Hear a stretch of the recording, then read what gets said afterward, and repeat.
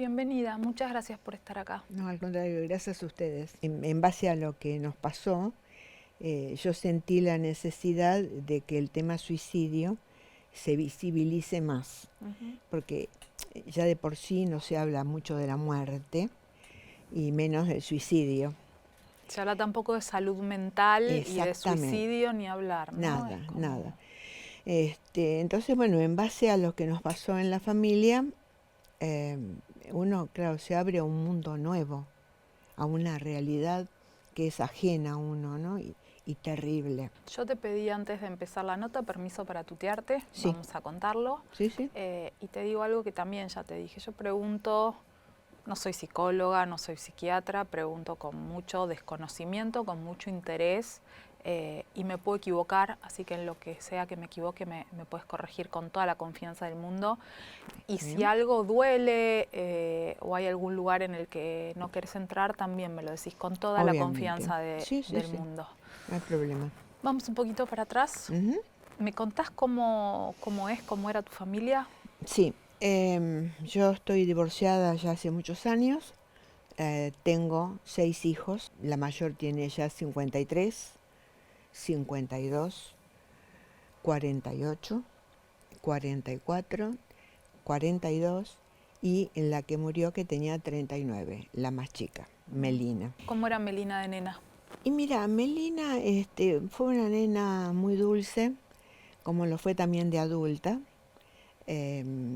pero con un carácter difícil y problemático, que se empezó a manifestar cuando ella entró a secundaria, porque en base a un examen médico vimos que tenía un problema de columna que la obligó a usar una faja ortopédica para corregir eso. ¿La molestaban en la escuela por eso? No, era ella más que nada la que se sentía muy mal ante esa situación.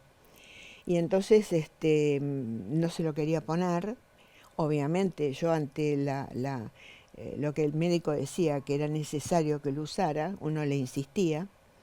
Y entonces recuerdo que en una oportunidad ahí empezó, creo, una primera amenaza de muerte, en cuanto que me dijo que iba a subir a la terraza de la casa y se iba a tirar. Y yo en ese momento ya estaba luchando tanto para que lo usara, que recuerdo que mi reacción fue, me fui a mi dormitorio, cerré la puerta, me acosté. Antes de eso le dije, haz lo que quieras. No, obviamente no se tiró. Sí, y vos tampoco le diste la magnitud de lo que estaba sucediendo, no le creíste, no parecía le creí. una discusión con un adolescente. Pero a lo que me refiero que ya había una tendencia en ella, evidentemente, a estas situaciones de riesgo. Lo siguió usando y regularmente, pese a todo, se corrigió el problema, lo dejó de usar y bueno, siguió su vida en secundaria. ¿Pudo terminar la secundaria? Pudo terminar la secundaria, bien. Ingresó a Filosofía y Letras. ¿Tenía amigos? No, pocos. Porque yo creo que Melina ya desde pequeña no se sintió cómoda con este mundo. Fue una chica difícil de insertarse, sumamente sensible, muy espiritual, ¿no? Y era como que no podía encajar en ningún lado. ¿Y con los hermanos? Con los hermanos al principio se llevó bien. En la última etapa de su vida, no. Ingresó a Filosofía y Letras, hizo toda su carrera ahí.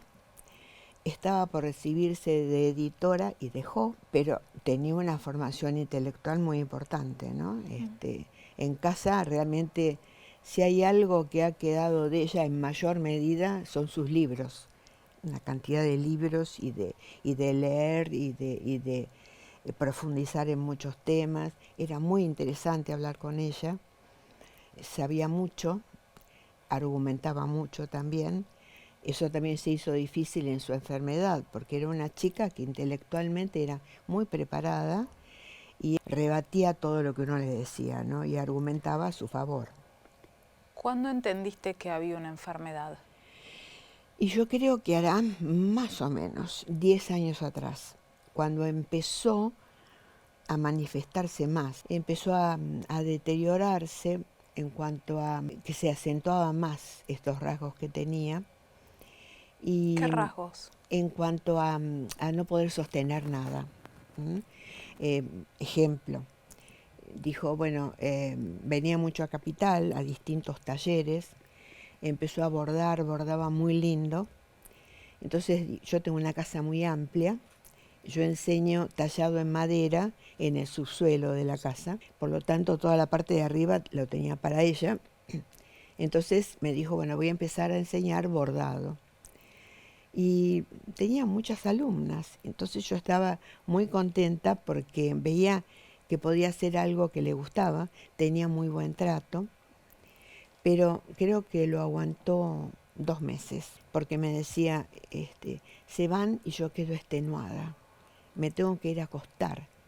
La descarga de ella era tan grande, tanto el esfuerzo que hacía para poder sostener eso, que se tenía que ir a acostar a ¿Hasta ahí descansar. nunca había sucedido una búsqueda de algún diagnóstico? Sí, ella tal vez es un poco desordenado lo que te No, cuento, pero no pasa nada. Contame cómo, pero por cómo va ejemplo, saliendo. lo que nos alertó es porque ella empezó a tener episodios de, por ejemplo, cortarse, se hacía cortes en los brazos, tomar pastillas, pero inmediatamente avisaba. Es decir, yo en una oportunidad estaba fuera de casa, me llamó y me dice, mira, me tomé pastillas, pero quédate tranquila que ya llamé. En ese momento ya tenía una prepaga, que ella había llamado y que estaba por venir una ambulancia. Inmediatamente me fui a casa. Estos episodios no empezaron en la secundaria, no No, empiezan en la adolescencia. no, no, O sea, empezaron hay más un de adulta, increyendo. exactamente. Y cuando empiezan estos episodios, ¿empieza una terapia también? Sí, sí, cuando empiezan estos episodios, empieza con una psiquiatra. Era psiquiatra y psicóloga. Cuando ella se cortaba, ¿tenía que ver con autoflagelarse o tenía que ver o manifestaba otra cosa? Ella lo que manifestaba que era que tenía un sufrimiento que lo atenuaba con otro sufrimiento. ¿Mm? Algo que doliera tanto que la sacara de su dolor mental. Exactamente. Porque le preguntábamos, Meli, ¿por qué hiciste esto? Y bueno, porque tengo un sufrimiento que lo tengo que eliminar o atenuar con otro sufrimiento. ¿Aparece un diagnóstico? Apareció no un diagnóstico preciso. Mira, te digo, yo en una sola oportunidad fui a buscar un diagnóstico, porque a mí lo que me interesaba, no sé si equivocada o no, pero lo que yo sentía, a mí no me interesaba el diagnóstico, a mí me interesaba que resolvieran lo que a ella le pasaba. Porque para mí diagnosticarla era como estigmatizarla en una enfermedad. Pero en una oportunidad fui a hablar con la psiquiatra que fue la que más tiempo la atendió para preguntarle justamente cuál era su diagnóstico. Entonces en ese momento me dijo, mira, yo suelo tener reuniones con otros profesionales con los que comparto los casos que tengo para tal vez, no sé, asentar más lo que pasa. Y no podemos tener una certeza de diagnóstico, porque tiene síntomas de distintas cosas. Y es un caso difícil. Acudió, le dieron distinta cantidad de medicamentos. Realmente no recuerdo porque no me viene el caso, pero cuando entra en este tema de psiquiatría es un poco probar, ¿no? Y dar una cosa y ver qué resultado, y bajar la dosis, cambiar la medicación, acudir a esto. Tomó mucha medicación, llegó a tomar litio y Porque en engordó. algún momento pensaron que tenía trastorno bipolar, Sí, seguramente. Si te dieron litio es exactamente, porque deben haber exactamente. pensado que había un trastorno Y bipolar. engordó mucho. Melina era una chica muy delgada, era muy bonita, engordó, se sentía terriblemente mal, terriblemente mal. Con nada, en todo este proceso en ningún momento se siente mejor. No, tenía momentos de cierto alivio, pero era más la molestia que seguía sintiendo y verse gorda, había engordado una barbaridad. La medicación, no recuerdo ya cuál era, pero le había quitado la sensación de saciedad. Por lo tanto comía. ¿Mm? En otros casos se sentía como despersonalizada. ¿Ella ¿no? se seguía lastimando en ese No, periodo? no, tenía periodos, es decir, pasaba un tiempo, aparentemente mejoraba y después caía de nuevo. ¿Cuál fue tu momento de mayor temor o de mayor susto?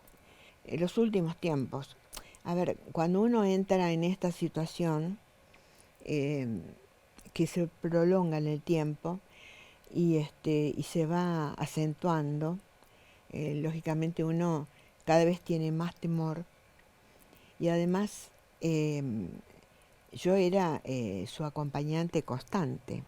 Yo vivía sola con ella en casa. Ella se había ido a vivir sola y tuvo que volver a tu casa. Exactamente. Mi casa era muy amplia. Al principio, en esta evolución que tuvo desfavorable, al principio de repente se podía enojar o me podía culpar de ciertas cosas, pero después era como que recapacitaba y se acercaba y me decía, perdóname, la verdad yo estaba errada, no era, tenés razón. ¿Se Entonces, ponía violenta con vos? de palabra. Nunca fue violenta en agredirme ni nada, pero muchas veces las palabras son muy duras también. ¿Y a vos qué te pasaba con ver a tu hijita tan enferma? Es una situación muy dura porque uno no sabe cómo ayudarla. Es decir, nunca le faltó atención psiquiátrica, cambió mucho de psiquiatras y los últimos psiquiatras me acuerdo que le decían, no es tanto, esto no es tanto de tomar medicación, esto es la terapia, la atención psicológica. Y también en eso era muy inestable porque iba uno, empezaba con uno y después por algún motivo no le gustaba, dejaba de ir. Entonces, no hemos conseguido nunca una cuestión duradera. ¿Pero vos entendías que estaba enferma? Por supuesto. ¿Siempre lo entendiste como una Sí, enfermedad? sí, lo sé porque yo lo vi, es decir, al convivir con ella, yo vi sus cambios, es decir, se convirtió en otra persona. Y lo difícil era, porque yo tengo una familia cercana que tiene una hija también con estos trastornos, pero la chica es más dócil, es decir, en este caso se dejaba llevar, se dejaba acompañar. Melina no, es decir, ella te argumentaba de lo que ella leía, de lo que ella sabía, yo soy adulta, yo voy a hacer lo que a mí me parece. Hago un parate ahí. ¿Quién te acompañaba a vos? ¿El papá de No. Melina? ¿Los hermanos? Mira, cuando ocurren estos casos de enfermedad mental, son muy difíciles porque todos se alejan, porque la misma persona agrede tanto, de palabras siempre, ¿no? Que le hace tan mal al otro que se aleja. Mis hijos acompañaron en lo que pudieron, algunos más, algunos menos, de acuerdo a su característica, pero en general se alejan. ¿Y el papá? No, el papá no, porque ella tenía muchas dificultades de relación con su padre. Y como el padre tuvo algún enfrentamiento con ella en algún momento, él no quiso meterse más. Y él creo que le costó más entender que esto era una cuestión de enfermedad, de salud mental. Más que nada por ahí decía, esta chica se aprovecha o esta chica nos maneja. eh, no lo supo aceptar. Recién dijiste, se fue convirtiendo en otra persona. ¿En quién se convirtió tu nena? En una extraña, a la que yo no conocía, y te puedo asegurar que era una chica maravillosa, muy sensible. ¿Qué la ponía bien? ¿En qué momentos se sentía bien? En pocas veces, mira, me acuerdo de una oportunidad, por ejemplo, que se había dedicado a pintar. Entonces se había comprado lo que en ese momento había surgido, que eran las pinturas a la tiza. Se habían puesto de moda, entonces se dedicaba a pintar. Y a la mañana siguiente yo me fui a dormir, ella quedó despierta Y a la mañana siguiente se despertó, cuando nos vimos me dice, yo anoche no me quería ir a dormir, porque me sentía tan bien, mamá, que yo quería atesorar este momento, porque no me pasa siempre. Y es durísimo eso, es durísimo.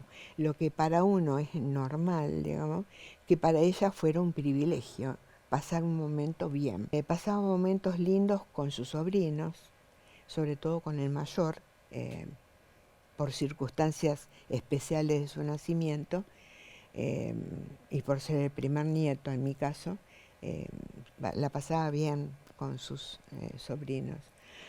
Y también a veces la pasaba bien con sus hermanos. Pero ¿qué pasaba? Que en el caso de sus hermanos, claro, ella se sentía de alguna manera fuera de circuito, porque sus hermanos hablaban de sus hijos, de su vida, de su trabajo. Y ella estaba fuera de todo eso, porque no podía sostener un trabajo, no podía formar una familia, deseaba tener un hijo, pero se daba cuenta que no lo podía sostener. Entonces, creo que es muy duro cuando uno intelectualmente es capaz de pensar, de ser consciente de lo que le pasa, de ver que pasa el tiempo y uno no puede concretar nada, y llega un momento que creo que dice, basta, ¿no? ¿En qué momento aparecían las oscuridades? No, no había, realmente no había una causa segura. No había un detonante. No, no, no. A ver, un detonante que a mí me preocupaba mucho y que evidentemente yo tenía razón, era su cumpleaños. Cuando ella cumplía años era el mes de abril, que es cuando se suicidó. Era muy difícil porque era como un año más, yo pienso que él hacía un balance y se daba cuenta de que la cosa estaba siempre igual o peor. Y entonces a mí me daba mucho miedo el mes de abril. Vos antes hablaste de lastimarse o de tomar pastillas. ¿Lo siguió haciendo? Lo hizo, a ver, había llegado un momento después de su trabajo con la psiquiatra, con la psicóloga, que decía, esto no lo voy a volver a hacer, y pasó bastante tiempo que no lo hizo. Ella para esto tuvo internaciones psiquiátricas. ¿Voluntarias? Voluntarias. Más que nada eran por estos episodios de cortarse o de tomar pastillas, que lógicamente lo primero que se hacía era internarla, ¿no? Ponerla en condiciones y de ahí ir a un lugar, una clínica psiquiátrica, que en un principio fue a través de su prepaga, pero justamente como la prepaga se la pagaba el padre y bueno, tuvo discusiones con el padre, no quiso que el padre la pagara más y ella no estaba en condiciones de afrontarla. Entonces sus hermanos dijeron, bueno, nos vamos a hacer cargo, y tampoco quiso. Y dijo, no, porque yo, hay mucha gente que no tiene prepaga, o hay gente que inclusive se iba borrando de la prepaga por una cuestión económica. No, yo iré a distintos hospitales, que hay hospitales que me van a atender, yo no quiero depender de nadie, ni de mis hermanos, ni de mi padre, y no hubo manera de sostenerlo eso, ¿no? Así que dejó la prepaga, ella estuvo internada en un par de clínicas a través de su prepaga, y esa es otra cuestión también muy dura, muy dura, los lugares de internación. Porque hay lugares de internación que, en uno que ella estuvo, por ejemplo, que tenía parque, podían salir al parque, estar al sol, pero había que, por lo menos la psiquiatra controlaba mucho eso, porque no era conveniente que estuviera mucho tiempo, porque ella se sentía bien, pese a que me contaba episodios que veía de cosas, pero ella se sentía un poco como con sus pares allá adentro. Entonces la psiquiatra lo que quería era que se estabilizara, que anduviera un poco mejor, pero sacarla de ahí. Que no estuviera cómoda en esa situación. Exactamente, exactamente. Así que bueno, estuvo un mes, por ejemplo, en una oportunidad, en una clínica, en otra de acá de Capital, habrá estado 15 días, siempre por estos episodios. ¿Qué sentís que buscaba? Yo creo que es lo que ella decía, que ella quería atenuar ese dolor, ese sufrimiento con otro sufrimiento. ¿Qué es lo que le dolía tanto? No sé, porque yo creo que es mental eso, es difícil de transmitir. Mira, ayer estuvimos en la plaza frente al Congreso, en donde, por eso te digo que te encontrás con un mundo que no es solamente de uno, que le pasa a muchísima gente. Y había dos carteles que a mí me conmovieron mucho, porque decía uno de ellos, los dos, yo no elegí morir, lo que no quería era sufrir. Más o menos, no recuerdo con palabras, pero eso es lo que pasa. Buscan la muerte como una liberación del sufrimiento que sienten. Y creo que están tan tomados en ese momento que sienten que es la única salida, ¿no? Y no les importa nada, ¿no?, lo que dejan, ¿no? Porque es tal el sufrimiento que lo tienen que cortar de alguna manera, ¿no? Cuando sucede lo que sucede, ¿Melina estaba en tratamiento? Estaba con un psiquiatra. ¿A vos te gustaba ese profesional? A ella le gustaba, que es lo importante, porque es muy difícil, es decir, no se los puede obligar a ir a un profesional que a ellos no les gusta. Ella se negaba terminantemente. En una oportunidad estaba con otro psiquiatra de un grupo que tenía psicólogos y psiquiatras, que a ella le gustaba la tendencia de este grupo, que había averiguado, y empezó a atenderse con él. El psiquiatra, después de atenderla, de conocer sus características, la quiso medicar. Se negó terminantemente a tomar esa medicación porque ella había leído y ella la conocía y ella sabía los efectos que le podía causar, y no la voy a tomar. Entonces se puso muy, muy agresiva de palabra, de recriminarnos, porque no la entendíamos, porque la dejábamos sola, porque la familia no se ocupaba. Y realmente me asusté tanto que dije, tengo que hacer algo, no la puedo dejar así. Así que recurrí, yo vivo en Hurlingham, a lo que era, no sé si sigue estando, que era la comisaría de la mujer. Entonces me acerqué y planteé el caso que estaba viviendo. Entonces inmediatamente lo mandaron al juzgado en Morón, que a mí me corresponde. Ahora no, pero antes dependíamos de Morón. ¿Qué estabas pidiendo ahí, la internación? Yo estaba pidiendo que me ayuden, porque yo notaba que se me estaba escapando de las manos la situación. Entonces, en el juzgado, lo que el juez dictamina es, me dieron todo un acta, ¿no? Una era para llevar a la comisaría, otra era para llevarla al Posadas, que era lo que me correspondía. Para que le hagan una evaluación interdisciplinaria. Exacto. Yo lo llamé al psiquiatra de ella. ¿Por qué? Porque yo tenía que ir a la comisaría, tenía que venir un patrullero a casa, con ese patrullero quería o no quería llevarla al Posadas. Entonces lo llamé al psiquiatra y me dijo, no, yo no le recomiendo que tomen esa actitud, porque Melina tiene ya mucha dificultad con la familia, esto va a terminar de romper el vínculo y esto va a terminar mal. Y no me animé a hacerlo. ¿Cómo era para vos vivir con Melina en esa época? Era muy difícil.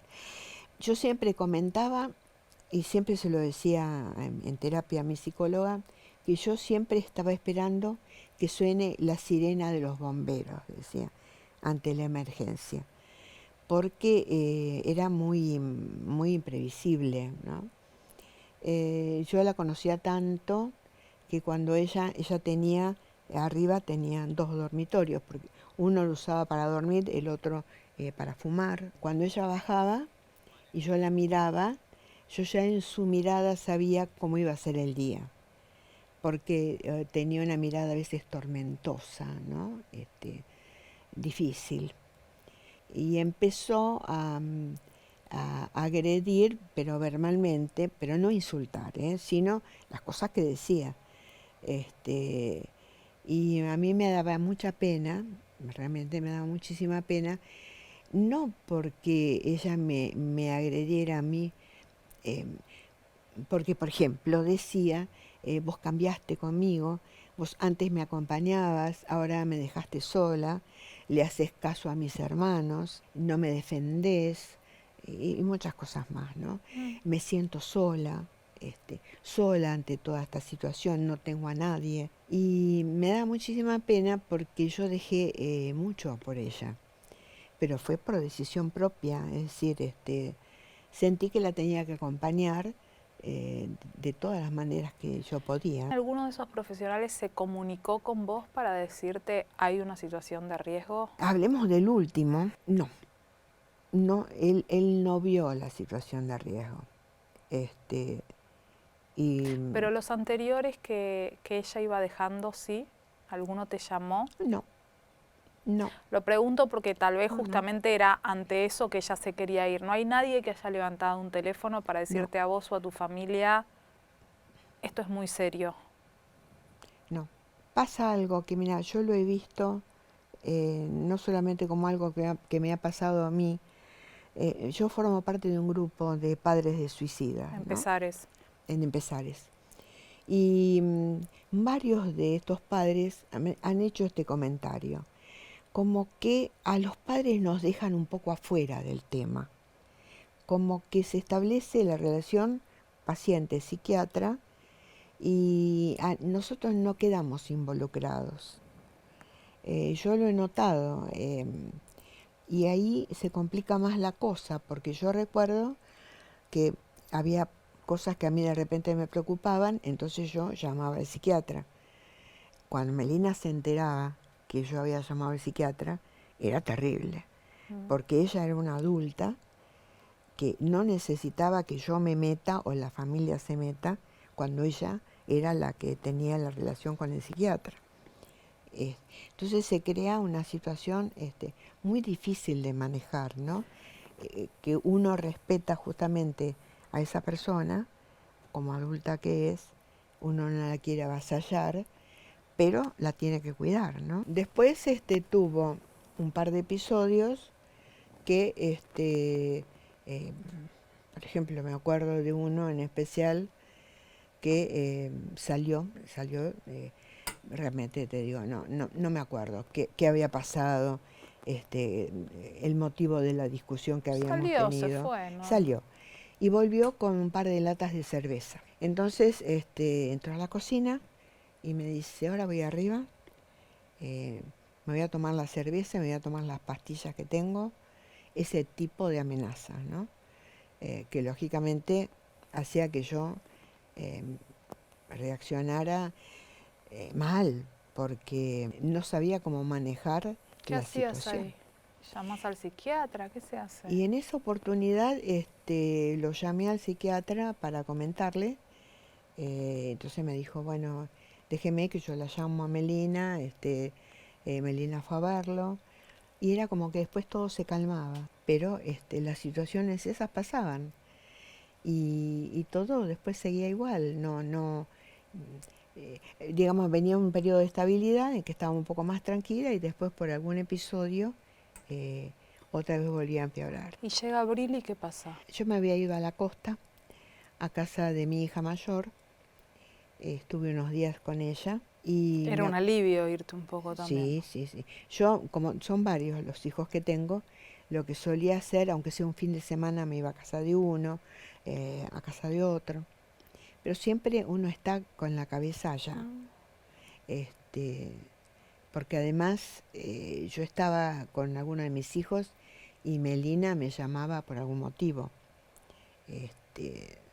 Estaba, de alguna forma, me recriminaba cuando yo estaba en casa porque ella necesitaba tener su espacio y estar sola, pero a su vez cuando yo me iba, de alguna forma siempre se comunicaba conmigo para pedir algo. Por lo tanto, yo estaba siempre, aunque no estaba físicamente, mi cabeza estaba siempre ahí, ¿no? Y estuve una semana y me acuerdo que esto fue para marzo, me fui, y me acuerdo que le dije a mi hija mayor, viene el mes de abril, tengo mucho miedo por Melina, porque eran terribles los abriles para ella. Y yo la vi, ella estaba muy delgada, muy, la veía muy cansada. Y el médico clínico de mi familia, hablando yo con él, me dijo, mira, ¿por qué no la llevas al Pirovano? El Hospital Pirovano tiene muy buen servicio psiquiátrico, vayan al Pirovano. Ella estaba mal, ella misma se quiso ir. Esto fue un 13 de abril. Y eran ya, serían las 8 de la noche. Yo no conocía el Pirovano, nunca había ido a un hospital, por otra parte. Fuimos al Pirovano y la atendieron muy bien, pero me dijeron no hay lugar. Tenemos ambulancias ahí afuera esperando para ingresar a psiquiatría. Aquí no hay lugar, no la podemos atender. ¿Ella ese día no se había lastimado? No, pero estaba decaída, digamos, estaba... ¿Pero lo podía manifestar? Sí. ¿Podía explicar esa tristeza y esa falta de ganas de vivir? Sí, lo único que le dijo, no doy más. Cuando me preguntó, ¿qué te pasa? Le dijo, no doy más. Y me dijeron que no la podían atender, que no había lugar. Bueno, ¿dónde puedo ir? Le dije, ¿no? Que esto ya serían 9 de la noche, 9:30 de la noche. Vayan al Alvear. ¿Dónde es el Alvear? Nos tomamos un taxi y nos fuimos las dos al Alvear. Yo nunca había ido y sobre todo de noche, es una zona muy arbolada, muy oscura. Llegamos al Alvear, esperamos un ratito que nos atendieran, vino una psiquiatra, le explicó ella qué pasaba, que se sentía mal, que estaba mal, y la psiquiatra nos dijo, pero ¿cómo? ¿Cómo la mandaron acá? Acá no recibimos mujeres, solamente hombres, y sobre todo hombres con tema policial. ¿Y ahora qué hago? Le digo, ya serían para esto 10 de la noche. Miren, lo único que le puedo decir, no vayan a ningún lado porque está todo colapsado. No la van a recibir en ninguna parte. Lo único que le puedo decir es que se vayan al Moyano. Ahí en el Moyano la van a atender. Yo no conocía, yo sé que es en Constitución, no conocía la zona. Y realmente me acuerdo que le dije, Melina, vamos a casa, mañana nos vamos al Moyano. Yo, Melina, no me animo a ir a una zona que no conozco, ya tan tarde, las dos solas, y nos volvimos para mi casa. Me dijo, no te das cuenta que no hay más nada que hacer, pero uno siempre cree que hay algo más para hacer. Por lo menos yo soy muy luchadora. Y yo trataba de darle mi fuerza, ¿no? Para seguir. Así que bueno, nos fuimos para casa. Al día siguiente nos levantamos y yo empecé a preparar un bolsito porque le dije, Meli, de repente, si te quedas internada, anda llevando algo ya. Y me acuerdo que me seguía por la casa. Yo iba para un lado, ella venía atrás mío, volvía yo, ella volvía. Entonces le dije, anda a cambiarte, dale, cambiate, así nos vamos. Pasó un ratito, subí, estaba la habitación de ella cerrada con llave. La llamé, no contestó. Entonces me fui a buscar un cerrajero, que yo lo tengo a una cuadra. ¿Qué pensaste ahí? Que había tomado algo. Fui a buscar el cerrajero, por suerte no estaba el cerrajero. Había ido a hacer un domicilio, porque si no, pobre cerrajero, realmente lo ponía en una situación muy dura. Entonces me volví a casa enseguida y llamé al 911. Me preguntaron qué pasó, le dije, mire, mi hija, la llamo, no contesta. Vino enseguida una patrulla y me acuerdo que el muchacho, el policía, me dijo, señora, ¿puedo romper la puerta? Sí, por supuesto. Alto, grandote, rompieron la puerta y estaba muerta adentro. Así que fue algo de un ratito, de verla viva, muy mal la vi, como te digo, y al ratito ya no estaba. Así que fue sumamente duro porque cuando, y, cuando te manifiestan ese cansancio, yo creo que uno no llega a entender cuán cansado estaban, ¿no? Porque uno sigue con su mentalidad de que uno puede, que siempre hay fuerzas para seguir. Vamos, Meli, dale, vos podés, Meli, con todas las aptitudes que tenés, con todo lo que vos sabés, vos podés, Meli, tenés derecho a tener una vida feliz. Y uno cree que uno le puede transmitir a ese otro esa fuerza, pero no, Ya no podía. no, ya no podía más. Y ahí ella me lo manifestó cuando salimos de Alvear, cuando me dijo, ¿no te das cuenta que no hay más nada que hacer? Así que fue muy duro. Y yo a mis hijos, como esto se fue cocinando de a poco, yo a mis hijos siempre les decía, si Meli muere me voy yo también. No puedo vivir después de Meli. Y cuando ella murió, yo lo primero que hice, ella murió un viernes, la pudimos enterrar un lunes por esta cuestión de que fue suicidio. Hay una causa, expliquemos que hay una causa judicial cuando hay una muerte Exactamente, por suicidio, pues es una muerte violenta y la justicia tiene que así determinar. es. Volví a casa, lo primero que hice fue volver a mi casa y subir a su habitación porque yo sentía que tenía que convivir con esa realidad, que no podía evadirla. Y empecé a pensar, digo, no, no, yo no me tengo que morir. Yo tengo que lograr que la muerte de ella sirva para algo, ¿no? Así te acercás a Empezares. Claro.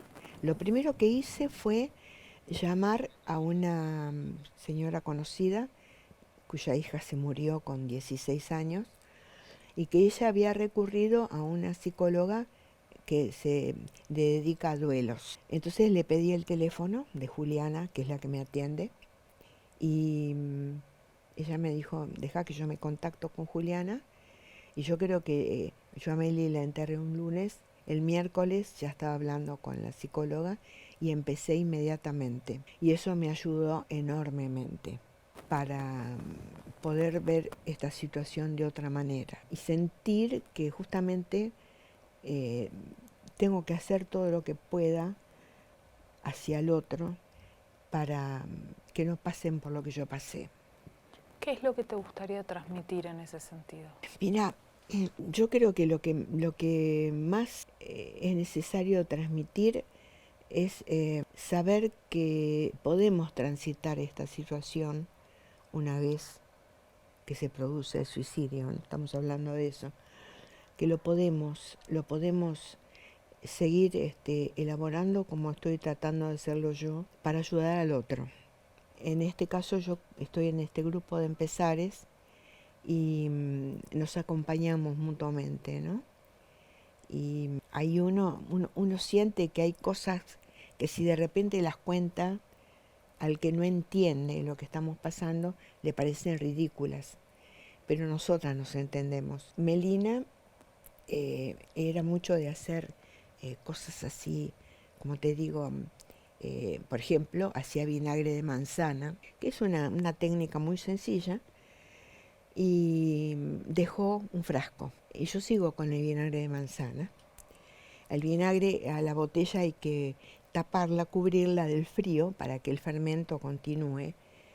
Y yo lo hago todos los días y abrazo el frasco, porque la abrazo a ella. Entonces, estas cosas las entiende solamente aquel que pasó por esta situación. Es necesario hablar mucho más de lo que es el tema de salud mental, de suicidio, que hubiera los profesionales muy preparados para ver que esta persona está en situación de riesgo, transmitirlo a su familia, hacer más tarea de prevención, ¿no? Y Para abrazar hablar, a quienes quedan. ¿perdón? Abrazar a quienes quedan. abrazar a quienes quedan, lógicamente, que hubiera también más posvención, que hubiera más grupos que se sientan cobijados, que se sientan amparados, ¿no? Para salir adelante. Yo te agradezco enormemente, Irene, por tu testimonio, por la confianza para compartir la historia de tu familia. Muchas gracias de verdad, de corazón. Gracias. No, gracias a ustedes.